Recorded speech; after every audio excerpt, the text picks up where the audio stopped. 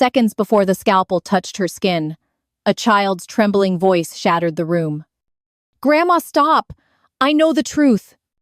The sterile white lights blazed down on Mary Johnson's weathered brown skin. Her 67-year-old hands trembled against the cold metal table. The surgeon's gloved fingers wrapped around the gleaming scalpel. "Beginning kidney extraction procedure," he announced to the silent room. Mary's eyes darted toward the observation window above. Her daughter-in-law Vanessa stood there, arms crossed, face stone cold. Those calculating green eyes showed no warmth, no motherly concern. Just the hunger of someone waiting for something valuable. Suddenly, the operating room doors exploded open. 10-year-old Jamal burst through, his small sneakers squeaking against linoleum. His phone clutched in trembling hands, tears streaming down his face. "Stop. Please stop. My mama is lying." The entire surgical team froze like statues. Murmurs rippled through the room like electric current. The scalpel hung suspended inches from Mary's abdomen. Vanessa's face drained of all color behind the glass. Her manicured fingers pressed against the window, leaving desperate smudges. Mary's heart hammered against her ribs like a caged bird. "What are you talking about, baby?" she whispered to her grandson. Jamal held up the phone with shaking 10-year-old fingers. "I recorded everything, Grandma. Everything Mama said on the phone." The surgeon stepped back, confusion creasing his masked features. Security guards appeared in the doorway, unsure who to stop. Vanessa disappeared from the observation window. Her high heels clicked rapidly down the hospital corridor. Mary tried to sit up, but the restraints held her down. "Let me hear it, baby. Let Grandma hear what you found." Jamal's thumb trembled over the play button. The audio crackled to life, filling the sterile silence. Vanessa's voice emerged cold and calculated through the phone speaker. "The old woman suspects nothing. We proceed as planned tomorrow." Another woman's voice responded, older, more ruthless. "Good. The Korean buyers are paying triple for verified kidney data." Mary's blood turned to ice water in her veins. "What kidney data?" she gasped, staring at her grandson. The recording continued, each word hitting like physical blows.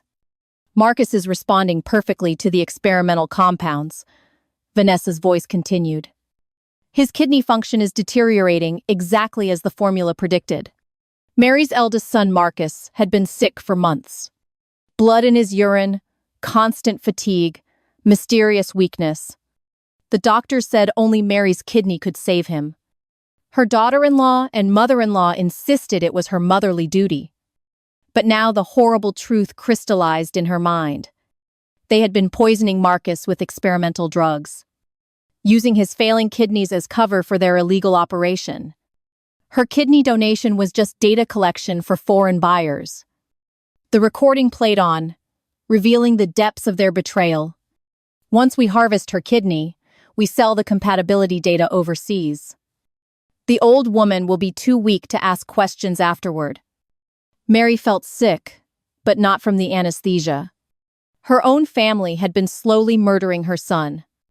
They planned to butcher her for profit. Jamal's voice broke through her shock. "I heard Mama talking late at night. She thought I was sleeping. But I knew something was wrong when Uncle Marcus got sicker." The 10-year-old had been braver than any adult. He had risked everything to save his grandmother and uncle. Security guards finally entered, but they moved toward Vanessa instead. Mary's youngest son, Tyler, appeared behind them, badge gleaming. His detective shield caught the harsh operating room lights. "I called the police, Mama. I've been investigating for weeks." Tyler's eyes burned with protective fury. He had suspected his sister-in-law's sudden wealth and strange behavior. Late-night phone calls, expensive clothes, mysterious hospital meetings. "The whole operation runs through the hospital's kidney transplant program," Tyler explained. "They target desperate families, poison the victims, harvest organs. Then they sell compatibility data to international trafficking rings." Mary's mind reeled with the scope of their betrayal. Her daughter-in-law had married Marcus for access to the family, She had used her position as Tyler's department head for cover. The mother-in-law provided the medical connections and foreign contacts. Together they had built a kidney harvesting empire. And Mary was supposed to be their next victim. Footsteps thundered down the hospital corridor outside.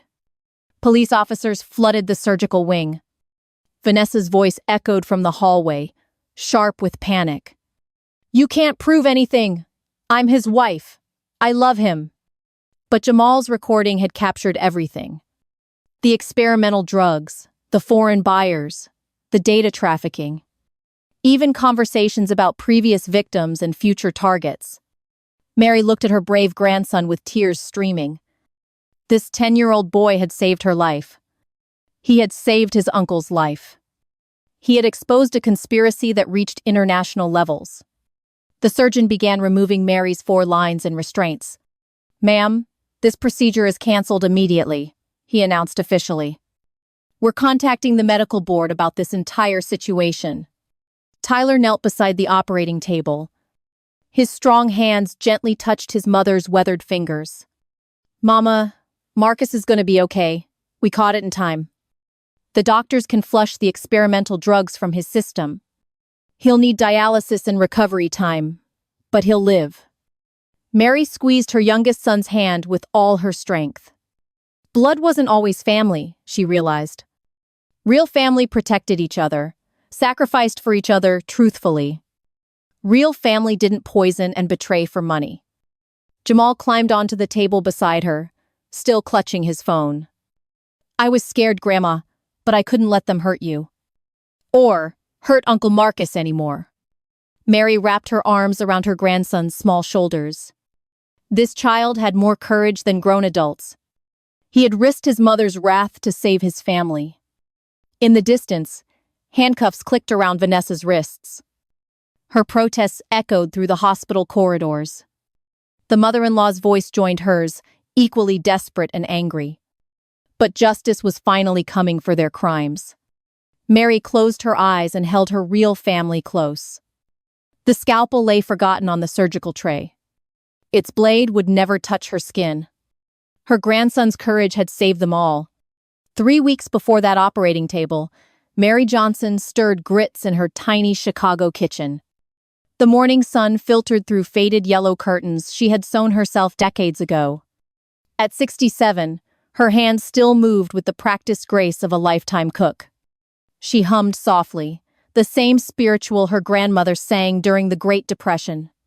"Henry, breakfast is almost ready," she called toward the back bedroom. Her husband's weak voice drifted through their small apartment.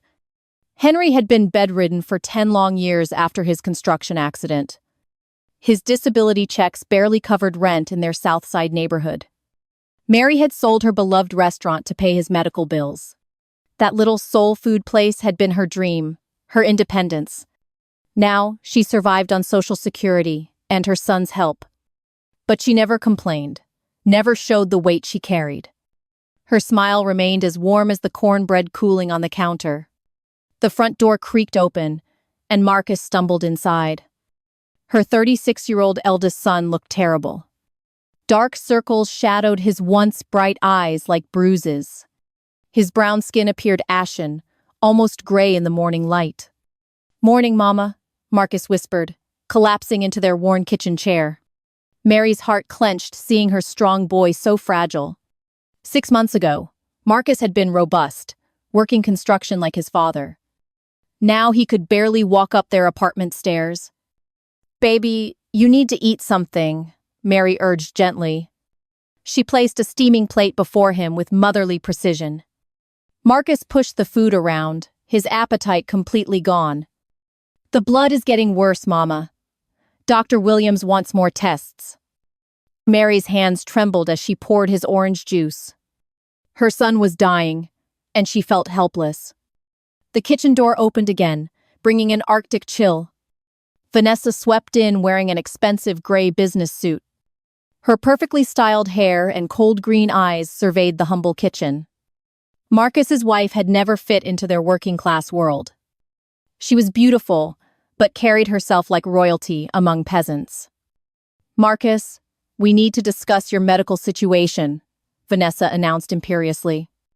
Her tone was clinical, devoid of any wifely warmth or concern. The kidney specialist confirmed what we suspected. Only family donations will work. Mary's blood chilled despite the warm kitchen air. She had feared this conversation for weeks. "What exactly are you saying, dear?" Mary asked carefully. Vanessa's smile was sharp as broken glass. "Your kidney is the only compatible match for Marcus, Mother Johnson." The formal address felt like a slap across Mary's weathered face. This woman had never called her anything but cold, distant titles.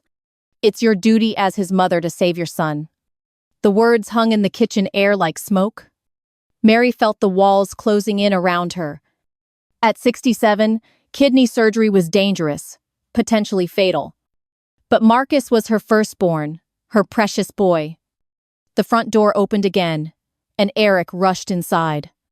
Her youngest son wore his office clothes, still crisp despite Chicago's humidity. At 26, Eric was the responsible one, the steady one. He worked in corporate accounting, supporting the whole family quietly. "Morning, Mama." "Morning, Marcus." Eric kissed Mary's cheek tenderly. His eyes hardened when they landed on Vanessa. "What's she doing here so early?" Eric muttered under his breath. Vanessa's lips pursed with obvious irritation.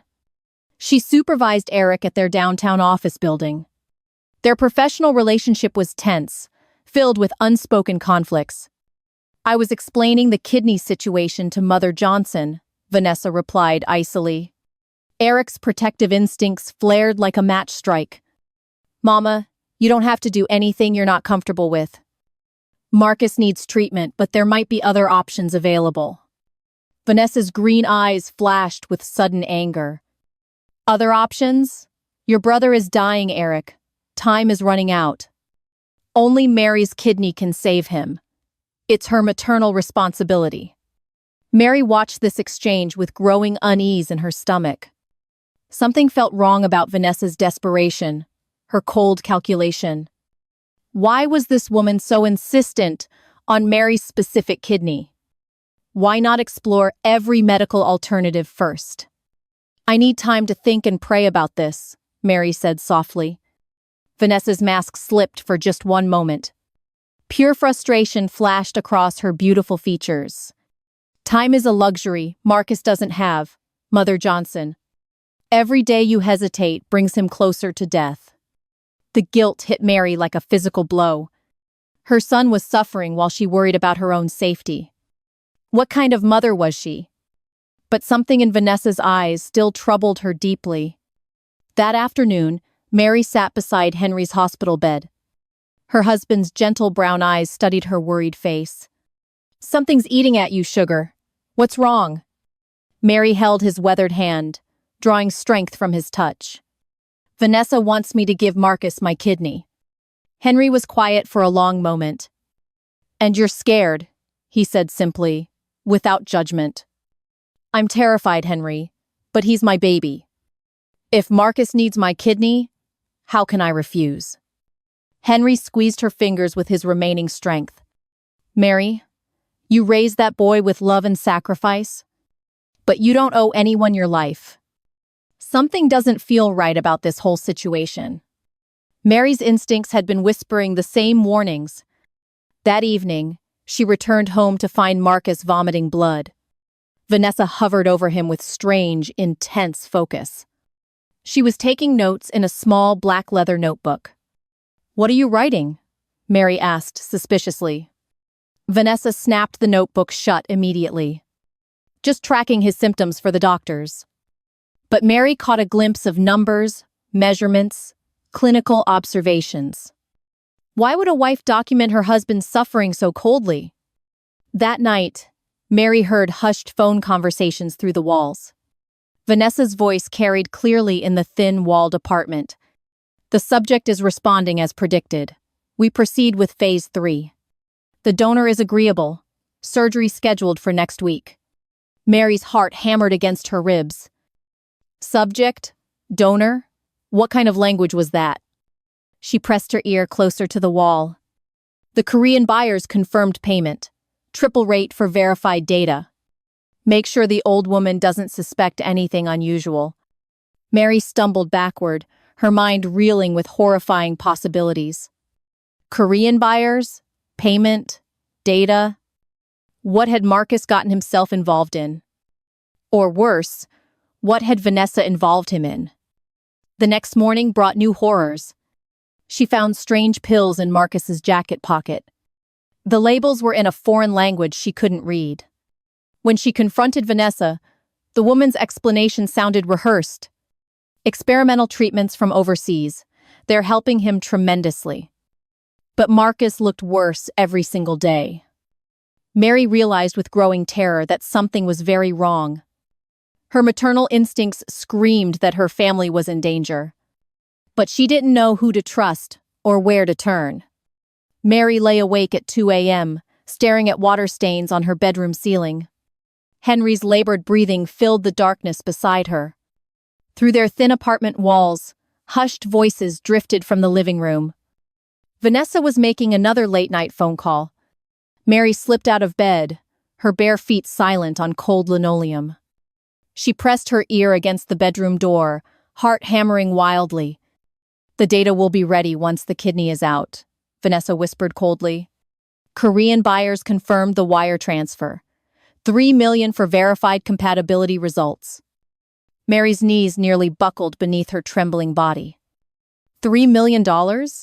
For kidney data? What kind of monster had her son married? "Make sure the old woman stays compliant until surgery day," Vanessa continued. "We can't afford any complications now. Too much money at stake." Mary stumbled backward, her hand flying to cover her mouth.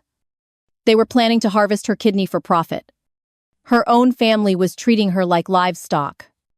The next morning, Mary forced herself to act normal. She hummed while making breakfast, hiding her terror behind familiar routines. When Vanessa arrived with her usual cold demeanor, Mary smiled sweetly. "Good morning, dear. Coffee's fresh if you'd like some."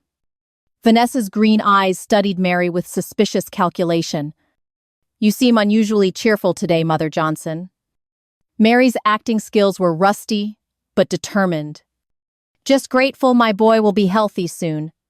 Inside, her stomach churned with nauseating dread. Later that afternoon, 10-year-old Jamal played video games nearby.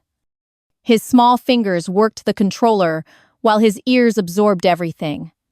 Children notice things adults think they miss. Jamal had been watching his mother's strange behavior for weeks. The hushed phone calls, the expensive new clothes, the cold treatment. Something was very wrong in his family. Mrs. Whitmore, Vanessa's mother, arrived wearing designer clothes and jewelry.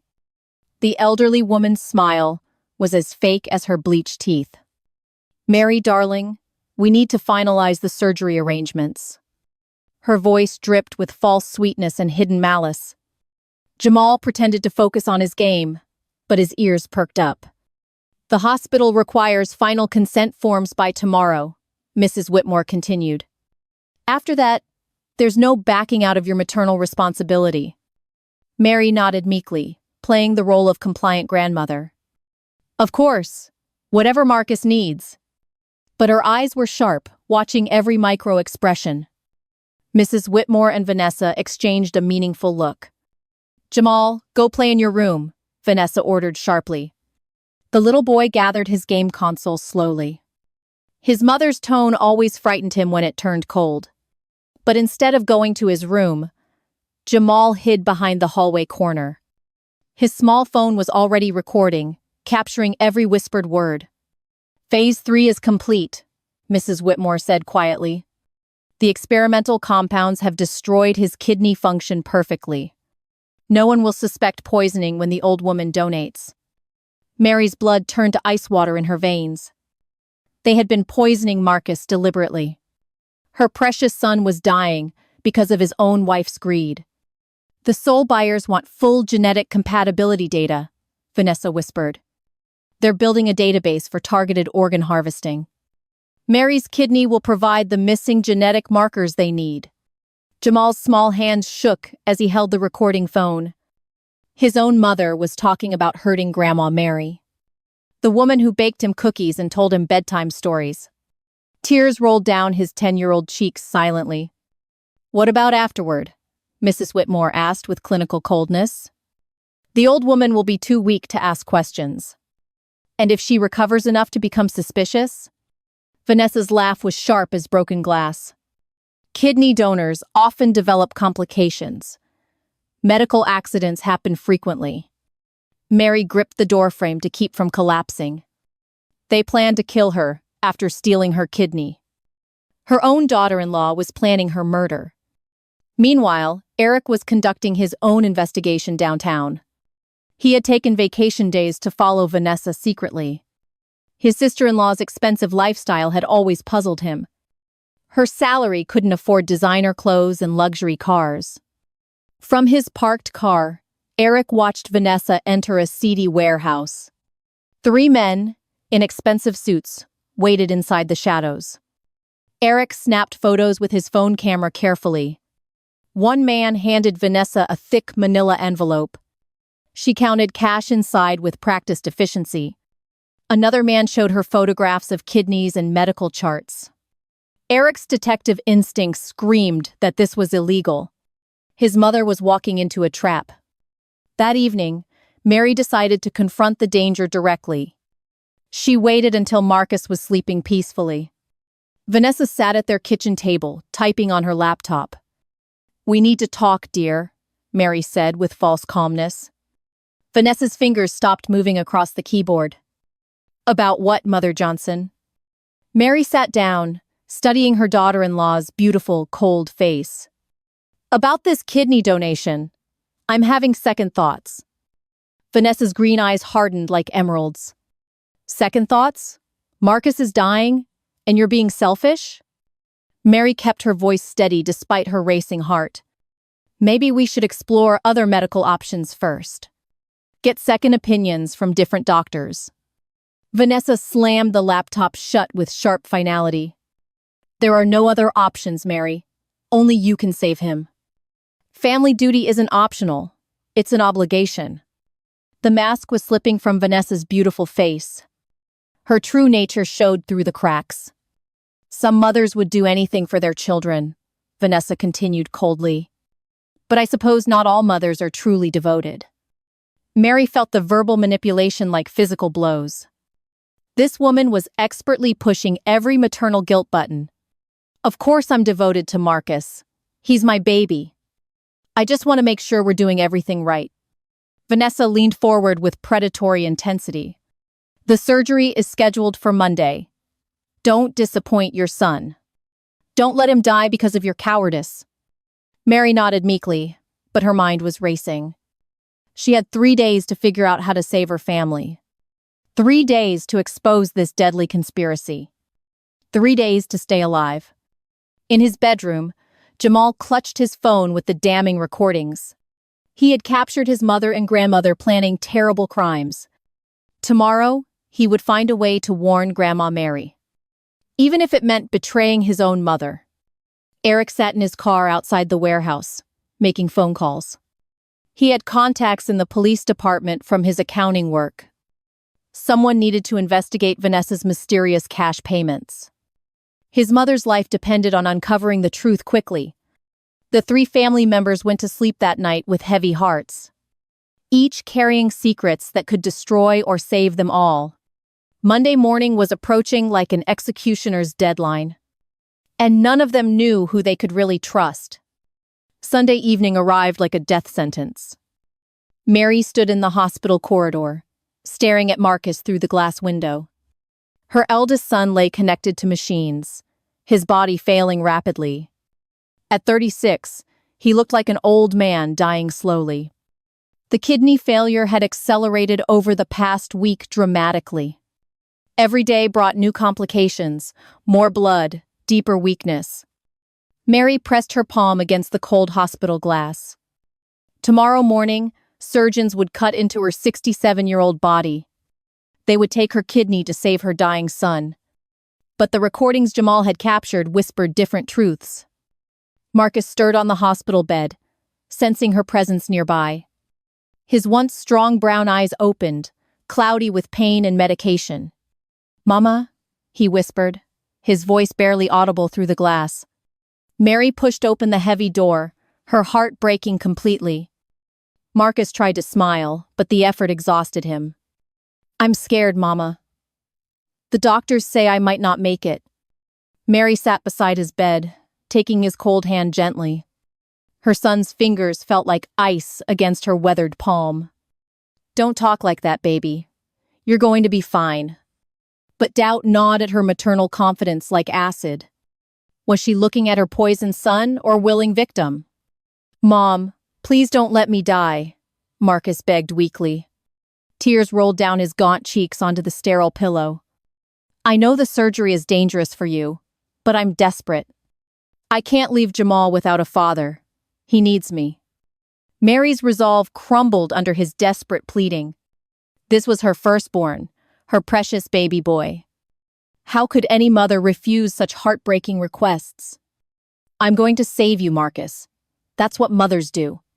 But her voice trembled with uncertainty she couldn't hide. The door opened, bringing an Arctic chill into the room. Vanessa swept in wearing an expensive black dress. She looked like a beautiful widow already mourning profits. Behind her shuffled Henry in his old wheelchair. Mary's husband had insisted on coming despite his condition. His paralyzed body was propped up with pillows and blankets, but his brown eyes burned with fierce, protective love. "Henry wanted to see Marcus before tomorrow," Vanessa explained coolly. Her tone suggested this visit was an inconvenience to endure. Henry's right hand moved slightly, the only gesture he could manage. His fingers twitched toward Mary in a warning motion.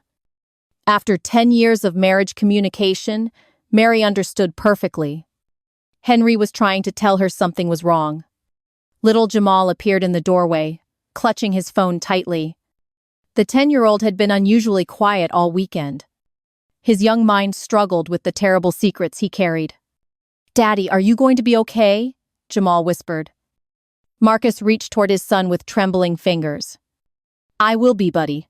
Grandma Mary is going to help me." Vanessa moved closer to the hospital bed strategically. "Jamal, tell Grandma Mary how much Daddy needs her kidney."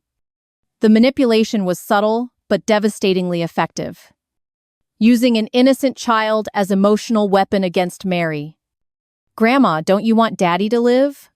Jamal asked quietly. His voice carried the weight of coached words. But his eyes held secrets his mother didn't know existed. Mary felt the walls closing in around her heart. Everyone was looking at her with expectant, desperate faces. Her son dying, her husband helpless, her grandson pleading. How could she disappoint them all for suspicious instincts?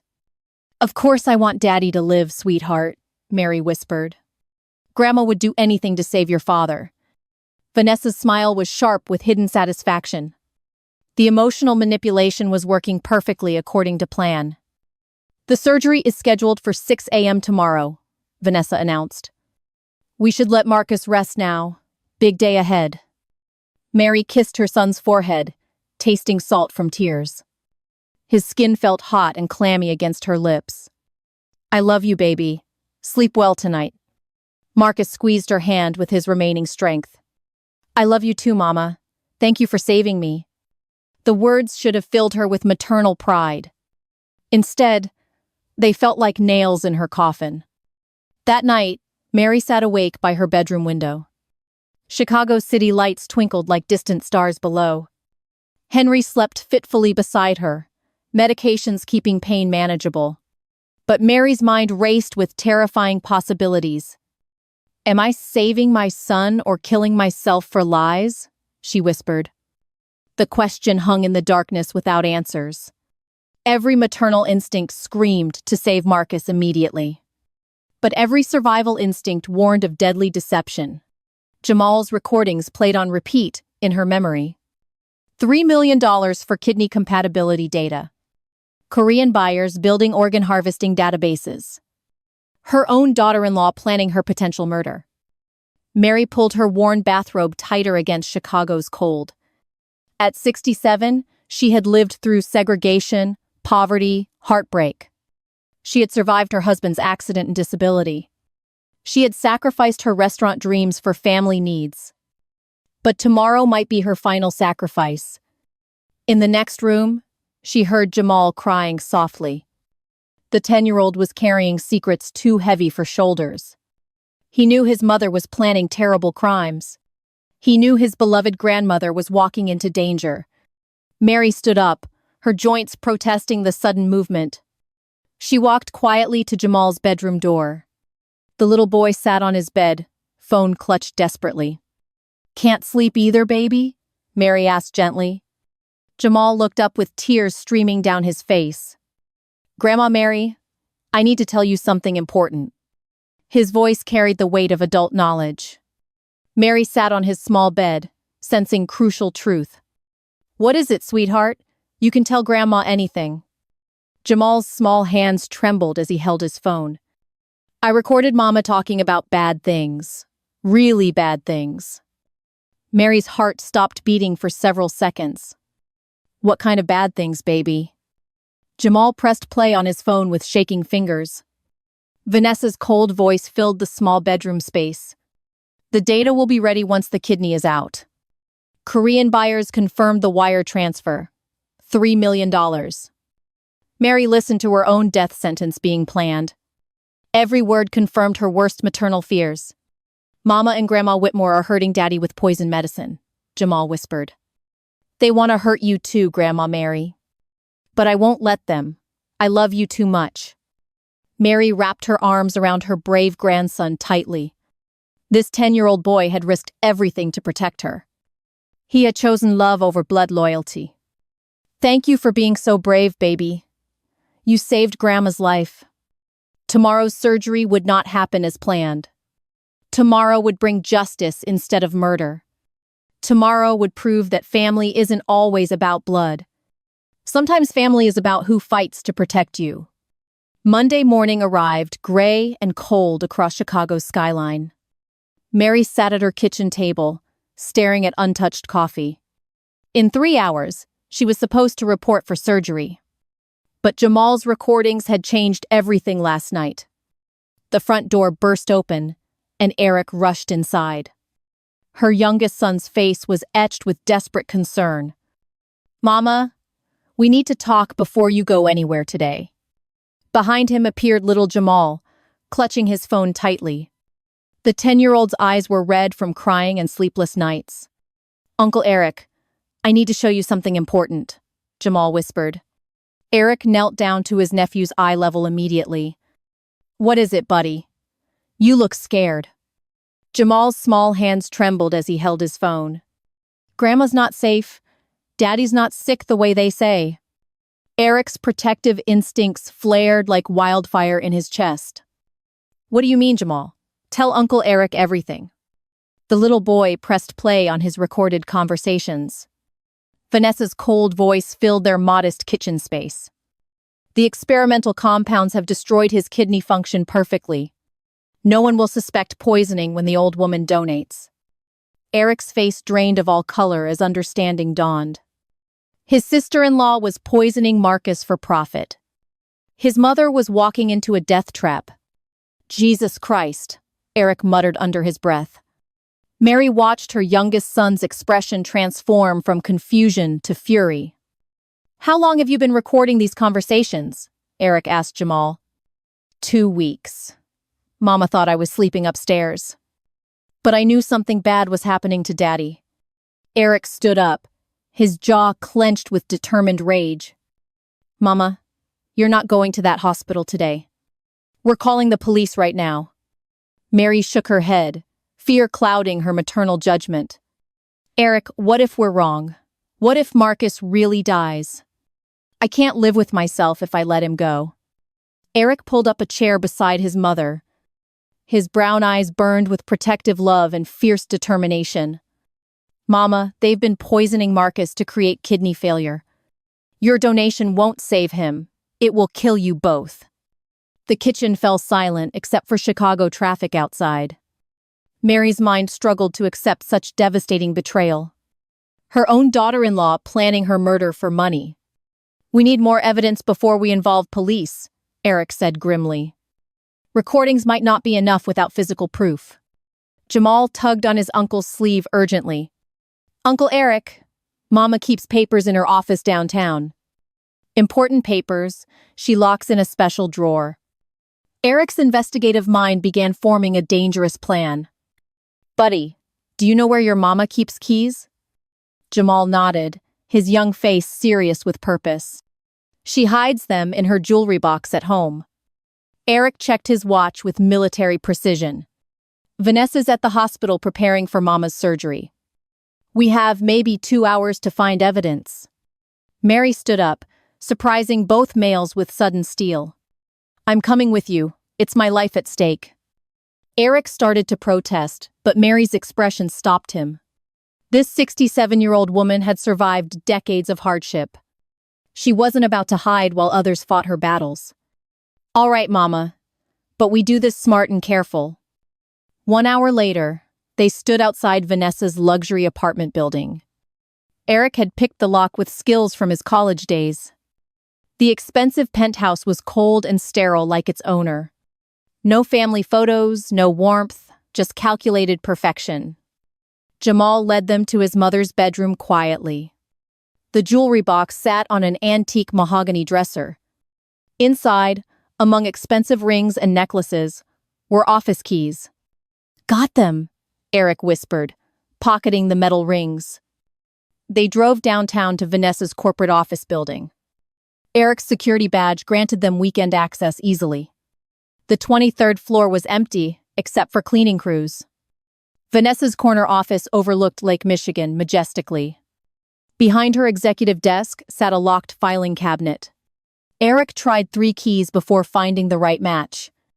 The drawer opened, revealing files marked with medical symbols. Test subject profiles. Read 1 manila folder tab.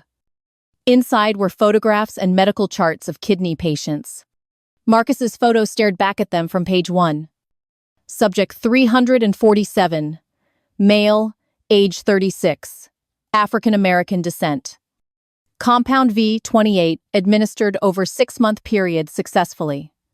Kidney deterioration proceeding, according to projected timeline. Mary's hands shook as she read her son's death sentence. They had been slowly murdering Marcus for half a year. Another file contained financial records and wire transfers.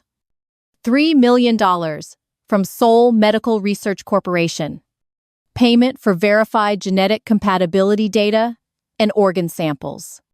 Eric photographed every document with his phone camera. This is enough evidence to bury them forever, he muttered. Suddenly, footsteps echoed in the hallway outside. A security guard's flashlight beam swept under the door.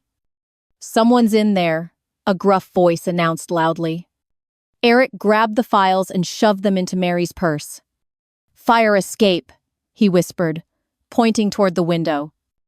Mary's 67-year-old knees protested, but adrenaline carried her forward. They climbed down 3 flights of rusty metal stairs. The security guard's radio crackled above them urgently. Suspects fleeing toward the parking garage. Send backup. Eric's car engine roared to life in the darkness. They sped through Chicago streets like action movie heroes. Mary clutched the stolen evidence against her chest. We did it, Mama. We got the proof, Eric said breathlessly. Jamal bounced in the back seat with 10-year-old excitement. Uncle Eric, are you going to arrest Mama now? Eric's expression grew serious as reality set in. Buddy, your mama did very bad things to people. But you were brave to help us catch her. Mary turned to face her grandson with tears streaming. Jamal, baby, you saved more lives than you know. Sometimes being brave means doing what's right, not what's easy. The 10-year-old nodded with wisdom beyond his years. He understood that family meant protecting people you love, even if that meant betraying people who share your blood. Back at Mary's apartment, Eric called his police contacts. Detective Rodriguez had worked financial crimes for 15 years. The evidence Eric presented made her whistle low. This is bigger than organ trafficking, This is international conspiracy. We need to move fast before they realize you found everything. Mary sat on her worn couch, strength flowing back. Her grandson's courage had saved her life. Her youngest son's love had protected their family. Blood wasn't always family, she realized with crystal clarity. Real family fought to protect each other truthfully. Tomorrow would bring justice, not surgery. Tomorrow would expose the monsters hiding behind beautiful faces. Tomorrow would prove that courage comes in all sizes. That evening, Mary arranged a family dinner with calculated precision. She set their worn kitchen table with her grandmother's china, the same dishes that had survived the Great Depression and segregation. Tonight, they would witness either justice or final betrayal. Eric arrived first, carrying takeout from Marcus's favorite restaurant. His eyes met Mary's across their modest kitchen knowingly. Both understood tonight would change everything for their family. Jamal sat quietly at the table, his phone hidden carefully. The 10-year-old's finger rested on the record button patiently. His mother had taught him to be prepared for anything. Tonight, he would use that lesson against her. Vanessa swept in wearing an expensive designer dress. Black silk that made her look like a beautiful widow. Her green eyes surveyed the humble dinner setup with obvious disdain. This is quite unnecessary, Mother Johnson. Marcus needs rest before surgery. Mary forced a warm smile despite her racing heart. Family should be together during difficult times, dear. Mrs. Whitmore arrived last, dripping with expensive jewelry. The elderly woman's fake smile couldn't hide her cold calculation. Mary, darling, are you prepared for tomorrow's sacrifice? The word sacrifice hung in the air like poison. Mary served dinner plates with hands that trembled slightly. Fried chicken, mashed potatoes, green beans from her garden. Food made with love, in a home built on deception. Vanessa, I've been thinking about Marcus's condition, Mary began carefully. His illness came on so suddenly after your marriage. Vanessa's fork paused halfway to her painted lips. Medical conditions often develop without warning, Mother Johnson. Age and genetics can be cruel to family bloodlines. Eric cleared his throat, drawing attention to himself deliberately. Actually, some kidney diseases have environmental causes nowadays. Toxic exposure, contaminated medications, deliberate poisoning. The kitchen temperature seemed to drop 10 degrees instantly. Mrs. Whitmore's jewelry clinked as her hands began shaking. Vanessa set down her fork with controlled precision. That's a very interesting observation, Eric. Quite accusatory, actually. Mary leaned forward, maternal instincts blazing with protective fire. I know what you've been doing to my son. The words exploded across the dinner table like grenades. Vanessa's beautiful mask finally began slipping away completely. You know nothing, you ignorant old woman. Your son is dying, and only your kidney matters. Mary stood up, drawing strength from her grandson's courage. I know about the experimental drugs you've been feeding Marcus. I know about the Korean buyers and their blood money. I know you've been slowly murdering my child. Vanessa laughed, the sound sharp as breaking glass. Her true nature emerged like a snake shedding skin. You think you're so clever, don't you, Mary? But you understand nothing about medical progress. Mrs. Whitmore placed a restraining hand on her daughter's arm. Vanessa, perhaps we should discuss this privately later. But Vanessa's control had completely shattered under accusation. No, Mother. Let the old fool understand her position. She turned toward Mary with predatory intensity. Without sacrifice, there's no progress in modern medicine. Your blood is just data to me, nothing more. Marcus was the perfect test subject for our research. And your kidney will complete the most profitable experiment. Jamal's small thumb pressed the record button firmly. Every damning word was being captured digitally forever. Eric's jaw clenched with barely controlled rage. You poisoned my brother for money, you sick witch. Vanessa's green eyes glittered with malicious satisfaction. Your brother was dying anyway from genetic predisposition. We simply accelerated the timeline for scientific advancement. The sole buyers will pay millions for verified compatibility data. Mary felt the room spinning around her like a nightmare. Her daughter-in-law had just confessed to attempted murder. This beautiful woman had married Marcus to destroy him. "Why?" Mary whispered, her voice breaking with pain. "Why did you choose my family for this?" Mrs. Whitmore answered with clinical coldness. "African-American genetic markers are rare in Asian databases. Your family's blood type combinations are particularly valuable internationally. We needed a clean harvest, with no suspicious circumstances." The evil was so casual, so businesslike, so utterly heartless. Mary realized she was staring into the faces of monsters. Beautiful, well-dressed monsters who traded human lives for profit. Suddenly, Marcus's voice called weakly from the living room. "Mama? What's all the shouting about?" He appeared in the kitchen doorway, looking terrible. His brown skin was gray, his eyes sunken deep. The poison was winning its deadly race through his body. "Marcus, baby, sit down before you fall," Mary urged gently. But Marcus swayed dangerously, his legs buckling beneath him. He collapsed onto the kitchen linoleum with a sickening thud. Blood trickled from the corner of his mouth. "Call 911!" Mary screamed, dropping beside her son. Eric was already dialing emergency services frantically. "We need an ambulance at 1247 South State Street immediately." Vanessa stood over Marcus's unconscious body without moving. No wife's panic, no disparity concern, just cold observation. She was watching her experiment reach its final stage. The ambulance arrived within 8 minutes of Eric's call. Paramedics rushed Marcus onto a stretcher with professional efficiency. "Ma'am, are you the kidney donor?" the lead medic asked. "We need to prep you for emergency transplant surgery." Mary's world tilted sideways as reality crashed down.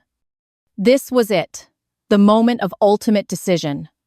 Save her poisoned son or expose the conspiracy first. At Chicago General Hospital, chaos erupted around them. Doctors wheeled Marcus into intensive care immediately. His vital signs were crashing faster than anyone expected. "We need that kidney transplant within 2 hours," Dr. Williams announced. "Otherwise, we're going to lose this patient tonight." Mary found herself in a sterile preparation room. Nurses handed her consent forms with dozens of pages. Legal documents that would authorize her kidneys removal. Her hand trembled as she held the black pen. Tears streamed down her weathered brown cheek steadily. The pen felt heavy as a weapon against her chest. Eric burst through the preparation room doors desperately. "Mama, the police are on their way. Don't sign anything yet." But Dr. Williams appeared behind him with urgent authority. "Mrs. Johnson, your son is dying. We need that consent immediately." Mary looked between her youngest son and the doctor. One represented justice, the other represented maternal duty. Her hand shook as the pen moved toward the paper. Despair mixed with resilience in her dark brown eyes. Time was running out for everyone she loved. The signature line waited for her decision like destiny. In the hallway, Jamal clutched his phone with recorded confessions. Evidence that could save his grandmother and uncle both. But would anyone listen to a 10-year-old boy's recordings? The operating room was being prepared for emergency surgery. Scalpels gleamed under harsh fluorescent lights ominously. Mary's kidney would be removed within the hour. Unless courage conquered fear in the next few minutes. Mary lay on the cold operating table, staring at blinding white lights. Her 67-year-old body was prepped and draped for kidney removal. The anesthesia mask hovered inches from her weathered brown face. "Mrs. Johnson, count backward from 10, the anesthesiologist instructed gently. Through the observation window, Vanessa watched with predatory satisfaction. Her green eyes gleamed with anticipation of $3 million. Mrs. Whitmore stood beside her, counting future profits mentally. Both women had waited months for this profitable moment. 10, Mary whispered, her voice trembling with fear. The surgical team moved with choreographed precision around her. 9, she continued, fighting to stay conscious longer. Her maternal instincts screamed that something was terribly wrong. 8, Mary gasped, the anesthesia beginning to take hold. The lead surgeon reached for his gleaming scalpel deliberately. 7, she managed, darkness creeping around her vision. Beginning kidney extraction procedure, Dr. Harrison announced to the room. 6, Mary whispered, her consciousness fading rapidly. The scalpel moved toward her abdomen with surgical precision. 5, she breathed, surrendering to the inevitable darkness. But suddenly, the operating room doors exploded open violently. 10-year-old Jamal burst through, his sneakers squeaking against linoleum. His small hands clutched his phone like a weapon. Stop, please stop, my mama is lying about everything. The entire surgical team froze like statues around Mary. Murmurs rippled through the sterile room like electric current. The scalpel hung suspended inches from Mary's exposed skin.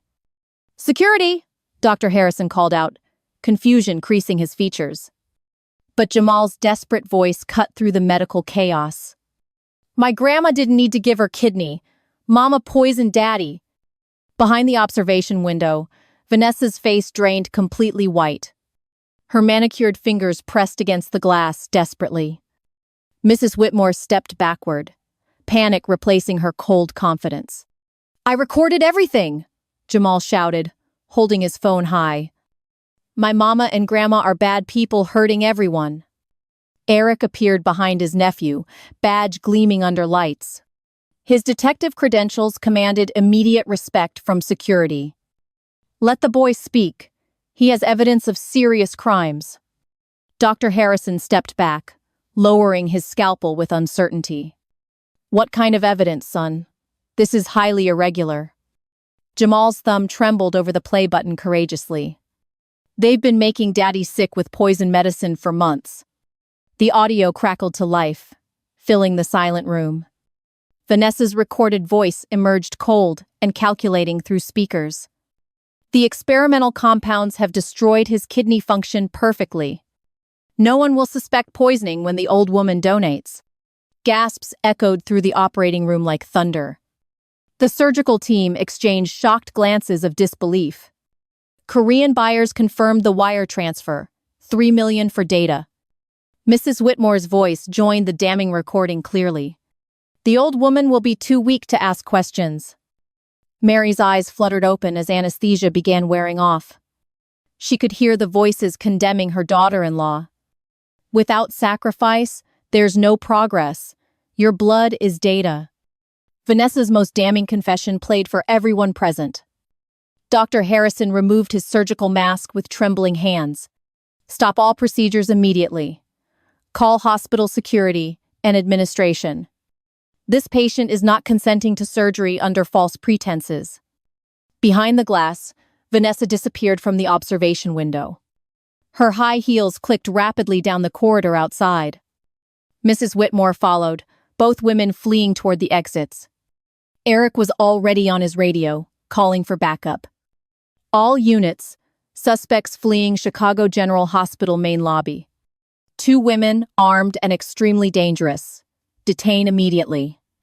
Mary tried to sit up, but the restraints held her. Jamal, baby, is that you? Are you okay? Her grandson rushed to the operating table fearlessly. Grandma Mary, I saved you. Uncle Eric helped me. Tears streamed down the 10-year-old's brave face. Eric knelt beside the table, gently touching Mary's arm. Mama, you're safe now. The truth is finally out. Marcus will get proper treatment without your kidney sacrifice. In the hospital lobby, police sirens wailed outside. Vanessa and Mrs. Whitmore reached the automatic doors. But Detective Rodriguez and her team were waiting. Freeze! Chicago police! You're both under arrest. Vanessa spun around, her beautiful face twisted with rage. You can't prove anything. I'm his wife. I love him. but handcuffs clicked around her wrists with finality. Mrs. Whitmore tried to run, but stumbled in expensive heels. Two officers grabbed her arms, reading Miranda rights. "You have the right to remain silent. Anything you say." Back in the operating room, Mary was being unrestrained. Nurses helped her sit up slowly, checking vital signs. "Ma'am, this transplant surgery is permanently canceled," Dr. Harrison announced. "We're launching a full investigation into this entire situation." Eric showed the doctor his phone with recorded evidence. "This is international organ trafficking and attempted murder, Doc. My brother was poisoned with experimental drugs for months." Dr. Harrison studied the medical evidence with growing horror. "We can flush these compounds from his system immediately. Dialysis and new medications should restore kidney function gradually."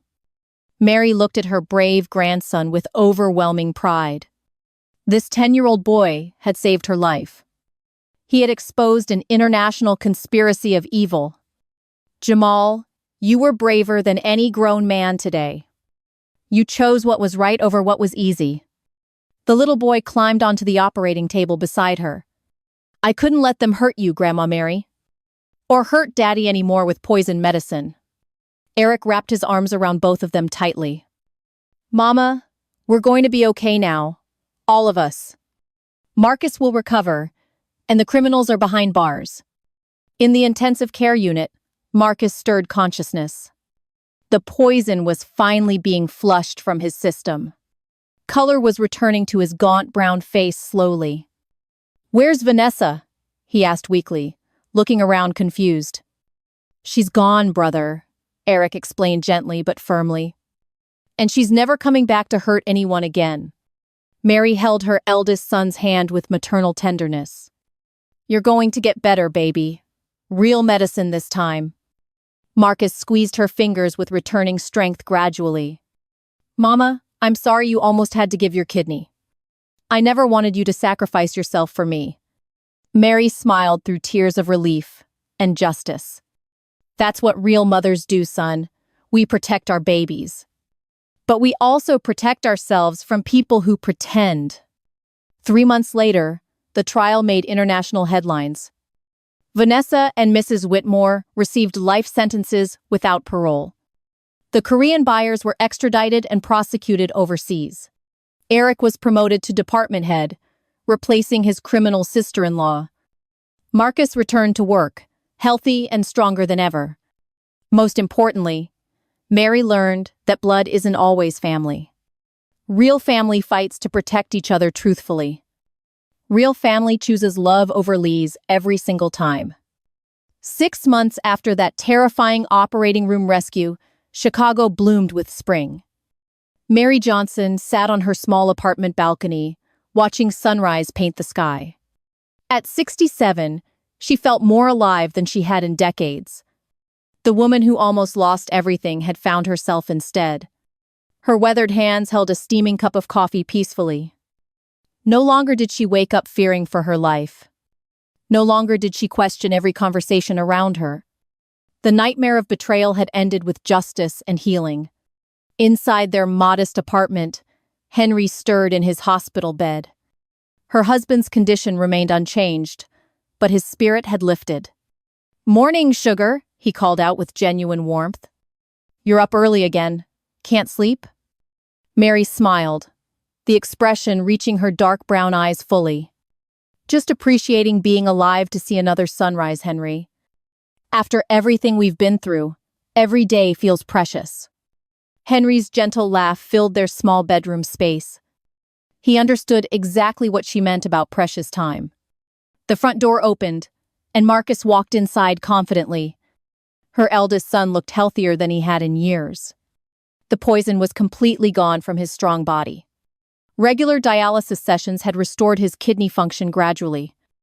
New medications helped repair the damage Vanessa had caused. "Morning, Mama. Ready for another big day?" Marcus kissed her forehead with genuine son's affection.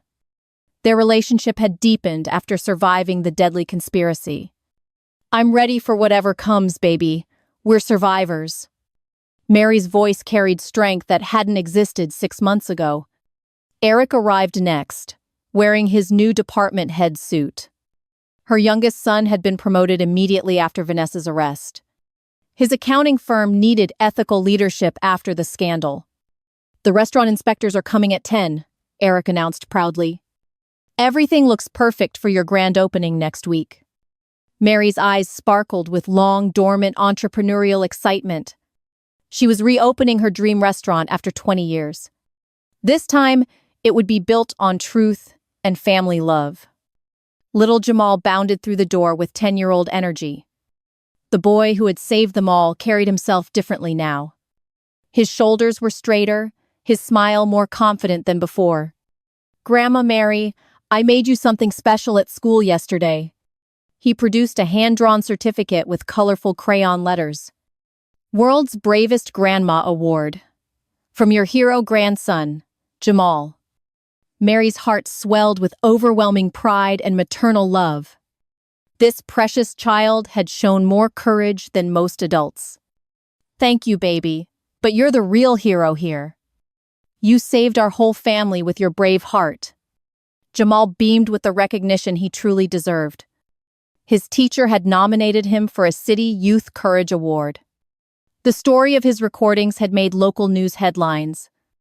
"Uncle Eric, can we go see the new restaurant today?" Eric ruffled his nephew's hair with obvious affection. "Of course, buddy. Grandma Mary needs our help setting up." The three generations headed downtown together, a united family. Mary's Soul Food Kitchen occupied a corner storefront on State Street. Warm yellow paint replaced the previous owner's cold gray walls. Hand-painted signs promised authentic Southern cooking with love. Inside, the aroma of seasoning and fresh bread filled the air. Mary had spent weeks preparing her grandmother's secret recipes: fried chicken, mac and cheese, cornbread, and peach cobbler. Food that nourished souls as much as bodies. "Mama, this place feels like home already," Marcus said genuinely. He was helping arrange tables and chairs with careful precision. "It smells like childhood memories and Sunday dinners." Eric hung family photographs on the exposed brick walls. Pictures of their real family, their chosen family of love. No images of Vanessa or Mrs. Whitmore polluted the space. "This is our fresh start, everyone," Mary announced with authority. "Built on truth, hard work, and protecting each other." Jamal sat at the counter, coloring menus with artistic flair. His young creativity brought joy to every corner. "Grandma, when people eat here, they'll feel loved too. Just like you make everyone feel loved and safe." Mary wiped away tears of gratitude and overwhelming happiness. This 10-year-old understood love better than most grown people. The restaurant's phone began ringing with reservation requests. Word had spread about Mary's cooking and their family's story. People wanted to support the woman who had survived betrayal. They wanted to taste food made with genuine love. "Mary's Soul Food Kitchen," Eric speaking. "How can we help?" Eric handled business calls with professional warmth. His promotion had given him confidence and leadership skills. Marcus worked in the kitchen, learning his mother's techniques. Cooking together healed their relationship more than any words. He understood now what real family sacrifice meant. That afternoon, Detective Rodriguez stopped by for lunch. The officer who had arrested Vanessa became a regular customer. "Mary, you've created something beautiful here," she said sincerely. "This place radiates the love and strength you've shown." Mary served the detective her famous fried chicken platter. "Good food brings people together, detective. Always has. After everything we've survived, I believe in community more." The lunch rush brought neighbors, office workers, and families. Everyone left with full stomachs and uplifted spirits. Mary's restaurant was becoming a neighborhood gathering place. That evening, she stood before her bathroom mirror alone. Her reflection showed a woman transformed by survival. Gray hair framed a face lined with wisdom and strength. Dark brown eyes sparkled with renewed purpose and self-love. "Look at you, Mary Johnson," she whispered to her reflection. You almost let them take everything from you. But you learned that blood may bind us, but love defines us. She touched the mirror gently, seeing her true worth. And I finally choose me. I choose my happiness. I choose my dreams, my safety, my real family. The woman in the mirror smiled back with complete acceptance. Outside her window, Chicago's lights twinkled like earthbound stars. Her restaurant would open in 3 days to a waiting community. Marcus was healthy and grateful for authentic maternal love. Eric was thriving in his new leadership position confidently. Jamal was growing into a young man of courage and integrity. Henry was proud of the woman he had married 50 years ago. Vanessa and Mrs. Whitmore were serving life sentences for attempted murder. Justice had been served with the help of brave family members. Mary Johnson had survived the ultimate test of family loyalty. She had learned that real love protects, never destroys. Real family builds you up, never tears you down. Real sacrifice comes from choice, never manipulation. She turned off the bathroom light and walked toward her future. Tomorrow would bring new customers, new stories, new connections. Her restaurant would feed bodies and souls with equal measure. The nightmare was over. The dream was just beginning. Blood may bind us, but love defines us completely. And Mary Johnson had finally chosen herself and her happiness. The screen fades to black, leaving echoes of empowerment and freedom. Justice and love had triumphed over greed and betrayal. A 67-year-old woman had reclaimed her life and dreams. Sometimes the greatest victory is simply choosing to live authentically.